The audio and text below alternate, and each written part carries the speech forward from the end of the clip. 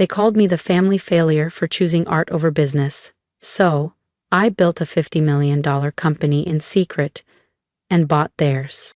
If you've ever been underestimated by the people who should have believed in you, subscribe, because this isn't just a story. It's a reminder that quiet ambition can shake entire empires.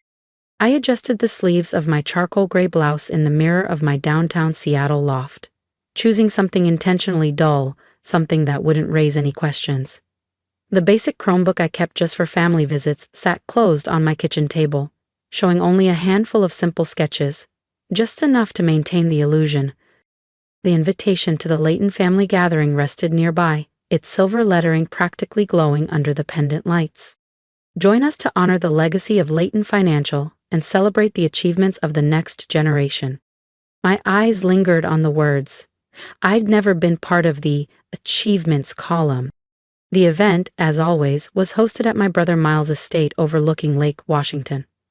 It promised catered elegance, power networking, and as usual, subtle reminders that I'd fallen short of the Layton standard. My phone buzzed, a message from my COO. Signature received, we officially own Graphenix Media. Layton Financial had just sold one of their struggling media ventures to my company. They didn't know it was mine. 10 years of careful misdirection was finally about to deliver the poetic justice I never dared to dream of. The drive through winding neighborhoods gave me time to reflect.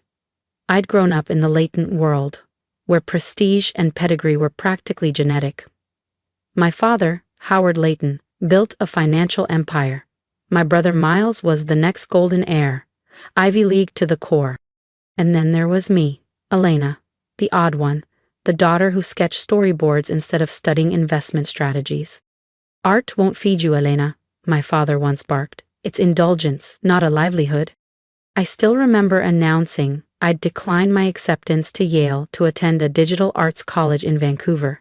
My mother clutched her pearls like I'd told her I was joining the circus. What they never knew was that while I studied visual storytelling, I also quietly earned a certification in entrepreneurship. Nights were spent learning financial modeling. My first animated microseries went viral on a niche startup forum. The prize? 10 grand and a contract to produce a product explainer series. That was the seed. I funneled every cent back into hiring freelancers, building a team, and pitching corporate clients on branded storytelling. Turns out, the business world craved authenticity. Something animation delivered better than any PowerPoint. Now, at 34, I lead Ember House Studios. We power campaigns for half the Fortune 500. And today, Layton Financial becomes our newest client. Without even knowing it.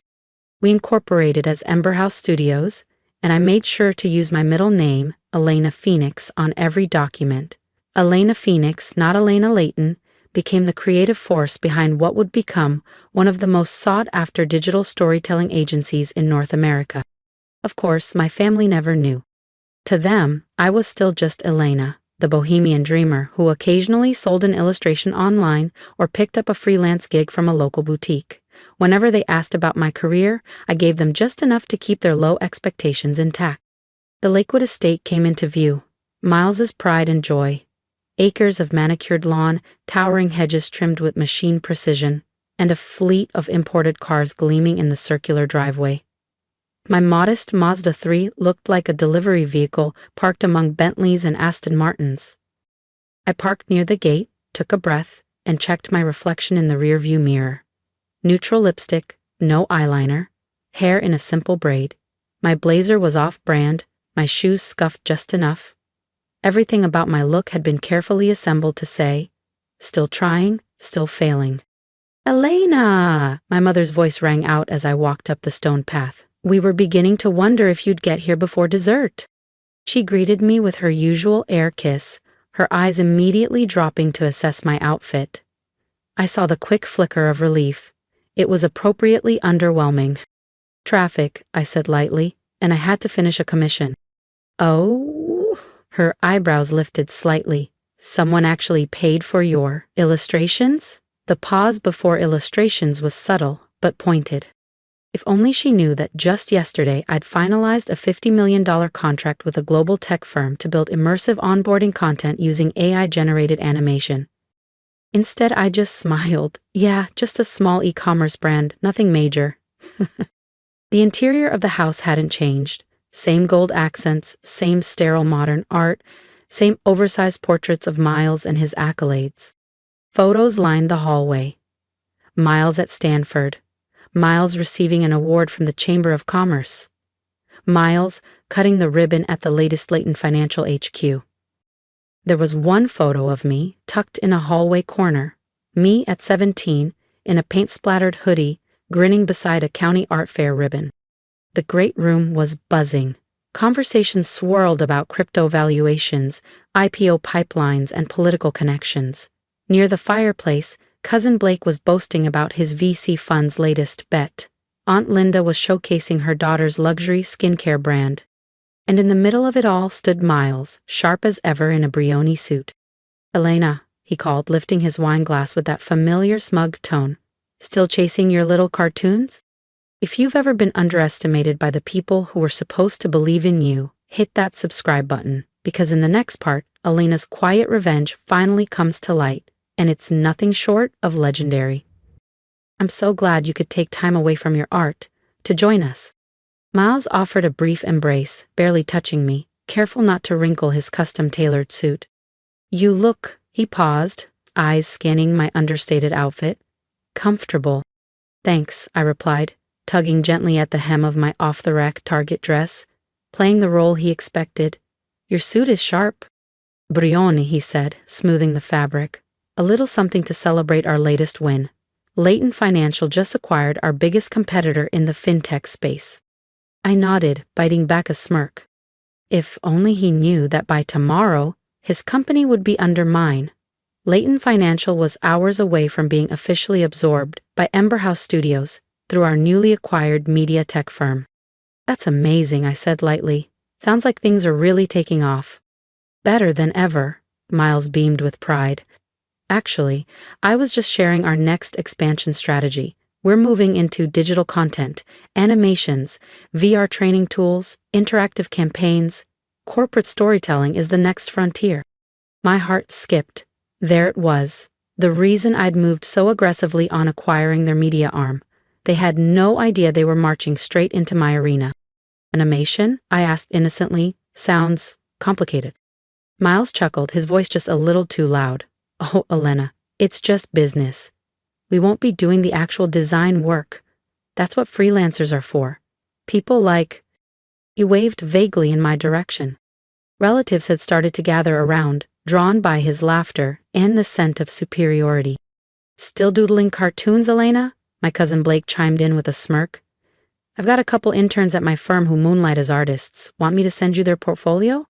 "Thanks," I murmured. "But I'm doing all right with my projects." "All right?" Miles arched an eyebrow. "Is that why you're still driving that little beater?" They didn't know I owned 3 cars, including a fully electric Porsche Taycan. And that the so-called tiny apartment I lived in, I owned the whole building. "I get by," I said with a shrug. "Not everyone needs marble countertops to feel successful." "Getting by isn't succeeding," came a familiar voice behind me. I turned. My father stood with his usual stern expression, arms folded. "Miles's latest deal is worth more than you'll ever make sketching fairy tales," he said flatly. The fire rose in my chest, but I smiled. In less than 24 hours, the fairy tale they mocked would own the empire they worshipped. By this time tomorrow, Elena Phoenix would be revealed as the CEO of Ember House Studios and the new owner of Leighton Financial's digital subsidiary. But tonight, I simply smiled and excused myself to get a drink. Let them enjoy their illusion of superiority a little longer. Let them believe I was still the floundering artist, barely making rent. After all, revenge is an art form too. The family gathering stretched into the evening, every hour bringing fresh opportunities for my relatives to offer backhanded compliments or outright reminders of my potential that never amounted to much. Meanwhile, I checked my phone like clockwork. Messages rolled in from my executive team. Press release cleared by legal. Features secured with Forbes for the 10 a.m. embargo. Board transition documents signed. It was all happening. I stood near the floor-to-ceiling windows, watching the golden light slip behind the manicured hedges of Miles' waterfront estate. That's when my father approached, swirling a glass of his favorite 18-year Highland Scotch, the same brand I kept stocked in my corner office in downtown Seattle. "Elena," he began, voice steeped in that signature disappointment. "Your mother and I have been talking." I braced myself. These conversations were never soft landings. "Your brother's new digital division will need creatives," he continued. "Entry-level stuff. Animations, illustrations, nothing too artistic, but stable, good benefits, a real salary." He emphasized real, like it was a jab. "She's willing to give you a chance," he added, "despite your lack of business experience." I sipped my champagne to hide my smile. If he only knew, Ember House's annual revenue nearly tripled what Leighton's entire media strategy had earned to date. "Thanks, Dad," I said, "but I'm doing fine with my freelance work." He sighed audibly. "Elena, you're 34. Don't you think it's time to stop pretending art is a career?" His gaze drifted to my simple dress, the shoes I'd scuffed on purpose, the facade I'd kept so carefully curated. "You could have gone to Yale. You could have led the next generation of Leightons." Instead, I'd chosen pixels and passion, and built an empire they couldn't even see. I opened my mouth to speak, ready to finally pull the curtain back, when my phone buzzed. All board members confirmed for tomorrow's 9 a.m. meeting. We're greenlit." I closed my mouth. "Not yet. 12 more hours. Then the art show begins." "Actually, what?" my father pressed, his brow raised in that familiar, disappointed way. "Nothing," I said softly. "You're right. I made my choices." He shook his head and walked away, leaving me standing by the window as the final rays of sunlight faded behind the Douglas firs lining the lake. Across the room, I heard Miles's laugh rise again, sharp, performative. "Lena's always marched to the beat of her own drum," he was saying to Aunt Linda. "Some people just aren't built for real success. But hey, at least she's finally humble enough to accept help." I glanced at my watch. 7:30 p.m. 14 hours. That's all that stood between this moment and the shift that would change everything. The rest of the evening passed in a blur of polite condescension and patronizing offers. Blake, always smug, offered to teach me basic accounting. Aunt Linda suggested her daughter could help me set up a real portfolio site. Even my mother pulled me aside to show me job listings for junior graphic designers. Through it all I nodded, smiled, and played my part, the quiet, harmless underachiever in their overachieving world. But beneath the surface, I was ticking off the minutes. As the party wound down, Miles found me near the coat check. "I hope you'll give Dad's offer some real thought," he said, his voice syrupy with false kindness. "We'll start you at entry level, just simple design work for internal decks and training guides, nothing overwhelming." I thought of my corner office overlooking Seattle's skyline, of the 200-plus employees at Ember House, of the projects we were developing with tech giants and Hollywood studios. "I'll think about it," I said smoothly. "Don't take too long," he warned. "Once we go public with our digital expansion next week, we'll be flooded with applications. I'm only offering this because you're family." He handed me my coat. "Oh," he added, eyeing my outfit, "and if you do come on board, we'll need to update your wardrobe. That dress is a bit casual. You'll want to look more professional." I looked down at my carefully chosen outfit. Modest, outdated, deliberately unremarkable. I thought of the walk-in closet at home filled with Prada, Dior, and Alexander McQueen. "I'll keep that in mind," I replied. As I drove back toward the city, the weight of the last 10 years hit me. 10 years of playing small, of letting them believe I'd failed. And now, finally, the moment I'd waited for was nearly here. The reveal, the reckoning, the masterpiece. Back in my Seattle penthouse, I slipped out of my struggling artist costume and into a pair of silk pajamas, luxuriously soft and worth more than Miles' entire wardrobe, including that smug Brioni suit. I opened my real laptop, the one I used to run an empire, not the decoy I brought to family events. On screen, the final acquisition documents for Leighton Financial's digital division glowed in soft light. A message pinged from Kara, my executive assistant. "Everything's confirmed for tomorrow." Car arrives at 8:30 a.m. sharp. The Leighton board still doesn't know you'll be at the meeting. I poured myself 2 fingers of the same aged scotch my father had been sipping earlier, the irony too rich to ignore, and stepped onto my terrace. Below, the city shimmered with electric confidence. Somewhere across the lake, Miles was probably still basking in self-importance, telling his wife about how he was giving his poor, wayward sister a chance at a real career. My private phone rang, the line only my core team had access to. It was Marcus, my COO and oldest business partner. "Elena," he said, voice steady, "just confirming you're in for tomorrow. Once we go public, it all changes." "My family?" I asked softly. "They'll finally know the truth," he said. "All of it," I finished. There was a pause. "You sure you want to do it this way? We could send a proxy. Keep your identity hidden a little longer." I stared out over the glittering skyline, thought about the decades of quiet dismissal, the offers of help, the pitying looks. "No," I said. "I want to see their faces when they realize exactly who they tried to pity." After hanging up, I lingered on the terrace, the wind cool against my skin. Every insult, every eye roll, every time I'd been underestimated, it had brought me here. Tomorrow, they'd see that the daughter they dismissed as impractical had quietly outbuilt them all, that success didn't have to wear a suit or speak in buzzwords. Tomorrow, Elena Leighton would disappear, and Elena Phoenix, CEO of Ember House Studios, would rise. I raised my glass to the skyline. The performance was over. The reveal was about to begin. The Leighton boardroom looked just like I remembered, mahogany, leather, and arrogance. I stood in the private elevator, now wearing a custom camel suit that cost more than 6 months of the entry-level salary Miles had so generously offered.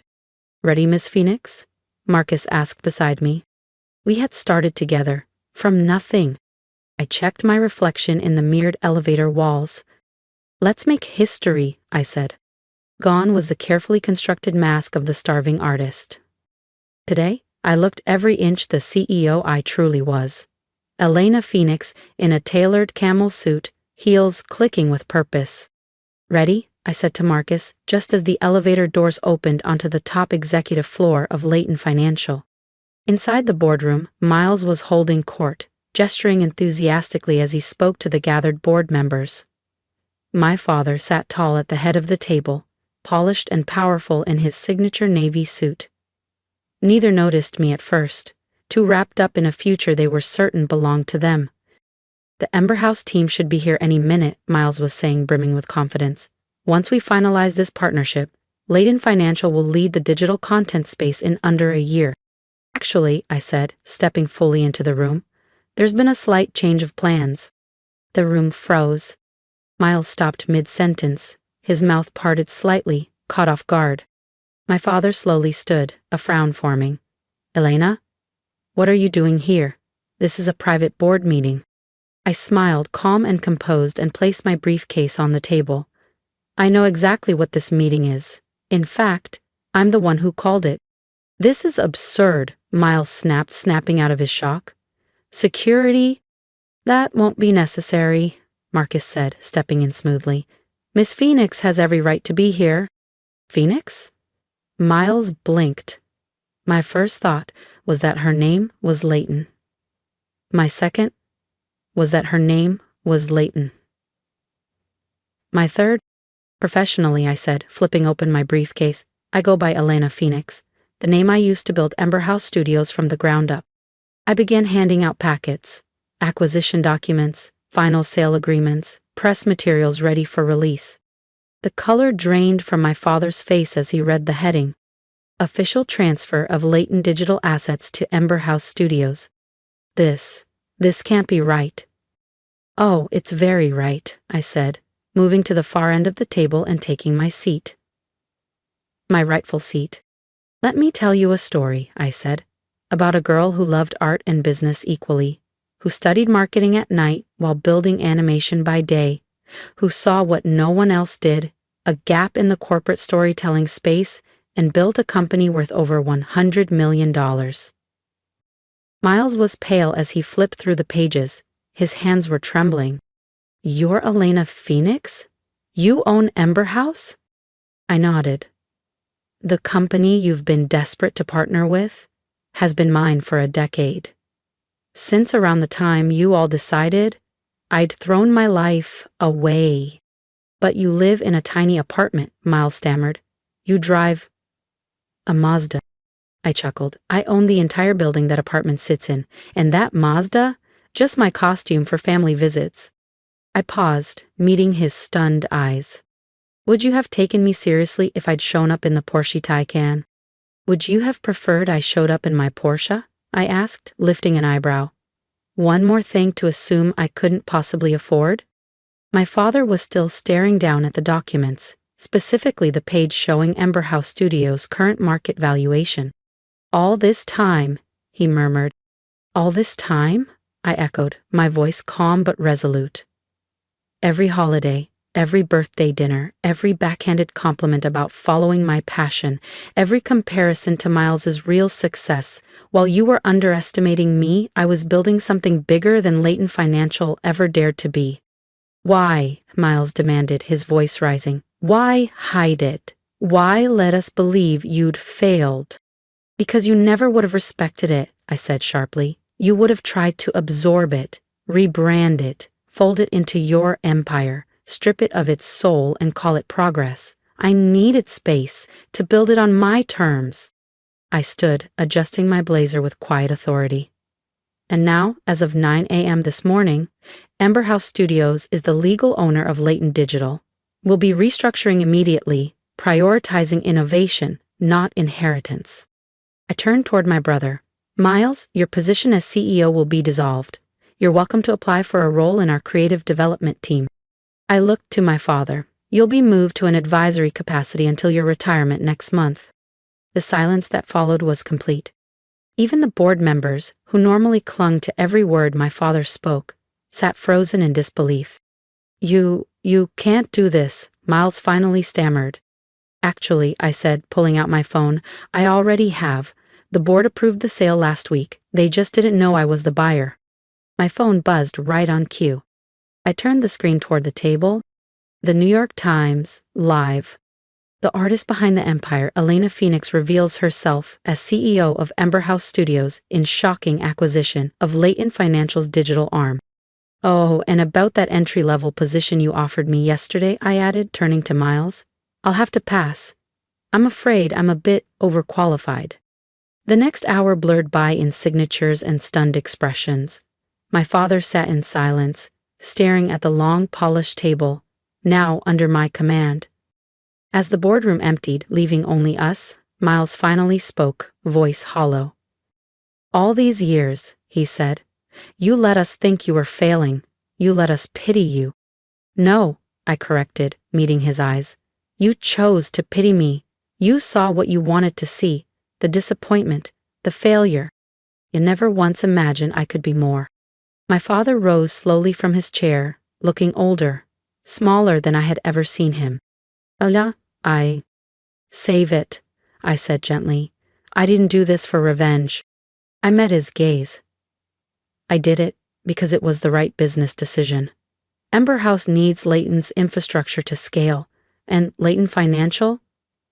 It needs our innovation if it wants to survive the next decade. I gathered my folder, clicking it shut. There's a dinner tonight at Canlis to formally announce the merger. I trust you'll both attend. They nodded wordlessly, still reeling. Good. I stepped toward the door. Oh, and Miles? I paused, letting the moment settle. Next time you talk about dressing professionally, maybe think about who's sitting at the head of the table. The elevator doors slid shut behind me. The ride back to the Phoenix building, my company's glass-clad headquarters overlooking Elliott Bay, was quiet. Marcus didn't speak. He knew I needed space to process. It wasn't until we returned to my penthouse-level office that he asked, "Feel good?" I stepped to the window, watching sunlight glance off the water, the Space Needle in the distance. "It feels right," I said softly, "like finishing a canvas I started a decade ago." My phone buzzed again. And again. A flood of messages. Cousin Blake, who once offered to help me network, now wanted to schedule a meeting to discuss his VC fund. Aunt Linda had emailed asking if her daughter could apply for a design internship. Even my mother had texted, "Why didn't you tell us?" I left them unread. They could talk to me tonight, when I was no longer the family failure but their equal, or maybe more. Instead, I opened my laptop and began writing a speech. Tomorrow I'd address Latent Digital's employees. I wanted them to know that while change was coming, their futures were safe, if they were willing to embrace creativity, not just legacy. Then another message came in. From Miles. "I need to understand, please, can we talk before dinner?" I thought about it for a moment, then typed my reply. "Come by my office, the real one, Phoenix Building, 35th floor. Security will be expecting you." An hour later, Miles stood in my office, stiff, uncomfortable. His eyes wandered across the room, the wall of original artwork, the clean architectural lines, the commanding view of Seattle's skyline. All the signs of a life he never imagined I'd built. "Why?" he asked. "Why what?" I replied. "Why did you hide this? Why did you buy Layton? Why let us all believe you'd failed?" "All of it." I gestured for Miles to take a seat. "Because you and Dad never would have accepted my success on my terms," I said. "You would have reshaped it, repackaged it, forced it into your definition of achievement, board meetings, profit margins, a rigid corporate mold." I shook my head. But Ember House thrived because it wasn't traditional. We innovate, we tell stories, we lead with vision, not just spreadsheets. "But we're family," he said a little too defensively. "We could have helped." "Like you helped yesterday," I raised an eyebrow, "by offering me an entry-level design job out of pity? That's not help, Miles. That's control." He had the decency to look embarrassed. "I never knew," he admitted quietly. "I never even suspected." "Because you never looked," I said simply. "None of you did. You saw what you expected. The flaky sister who traded stocks for sketches. You never stopped to think that maybe art and ambition aren't mutually exclusive." He turned toward the window, the skyline reflected in the glass. "What happens now?" "Now," I exhaled. "Now we move forward. Layton Digital becomes part of Ember House. We create something new. If you're willing to learn, to adapt, there may be a place for you. But not as CEO, not anymore." He nodded, the reality finally sinking in. "You're not just my little sister anymore, are you?" I gave a small smile. "I never was. You just never saw who I really was." That evening, standing before our extended family at Canlis, I raised my glass. "To new beginnings," I said, "and to the art of success." Later, back in my penthouse, I opened an old sketchbook, the same one I'd carried through college. On the last page, in fading ink, was the quote that had carried me through. "The greatest art lies in hiding your mastery until the perfect moment of revelation." I smiled and closed the book. My masterpiece was complete. If you've made it this far, thank you for walking with me through the silence, the struggle, and the triumph. My name is Elena Phoenix, and for 10 years I was the family failure, the dreamer, the artist who never quite fit. I watched from the sidelines as my family built legacies, while I quietly built mine in the shadows. But today, I stand in the light, not to gloat, but to remind you, you don't have to prove your worth on anyone else's terms. If this story resonated with you, if you've ever been told your dreams were too small, too impractical, too different, I want to hear from you. Leave me a comment below. Talk to me, not just the character. What would you say to someone who's just now beginning their own silent climb? What would you tell the version of yourself that almost gave up? I want this space to be more than a story. It should be a community of people who know what it's like to be overlooked and to rise anyway. And here's my advice, from one underestimated soul to another. Let them misunderstand you. Let them doubt. Use it as fuel, not to prove them wrong, but to prove yourself right. Build in the quiet. Grow in the dark, and when the time comes, emerge with something so powerful, they'll wonder how they never saw it coming. If you believe stories like this matter, subscribe to the channel. Share it with someone who's silently fighting for their dream. We need more stories where the underdog doesn't just survive, but thrives. Because success doesn't always wear a suit. Sometimes it wears paint-stained hands, or late nights and quiet confidence. Sometimes it looks like you. So, to anyone out there building in silence, keep going. The masterpiece isn't just the work you're creating, it's who you're becoming. And when your moment finally comes, make sure they hear every brushstroke.